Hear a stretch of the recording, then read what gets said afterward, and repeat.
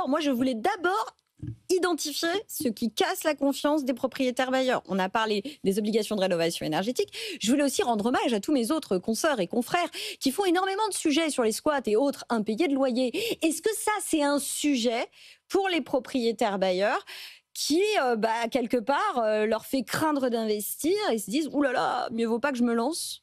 Alors, l'impayé de loyer, nous, on sort des études très régulièrement. On est sur un plateau, hein, il est élevé.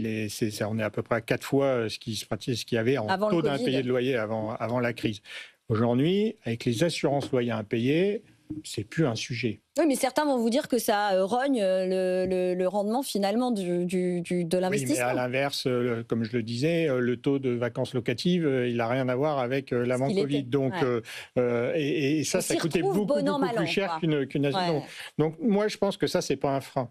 Puisqu'il y a la solution qui est vraiment excellente de l'assurance loyer impayé. Encore faut-il aller chercher une bonne assurance loyer impayé. Et puis il y a toujours la garantie Visale, on salue nos amis d'Action Logement. Mais voilà. Après, c'est d'autres contraintes. C'est le plafonnement des loyers, le permis de louer, toutes ces choses-là qui peuvent être intéressantes, mais qui ont été mal expliquées, où tout le monde n'est pas à la même enseigne, etc. Et ça, c'est compliqué, parce qu'un investisseur qui va acheter un bien à un prix donné, l'année d'après, il y a le plafonnement qui arrive. Bon, tout son modèle économique peut s'écrouler. Donc, c'est ça.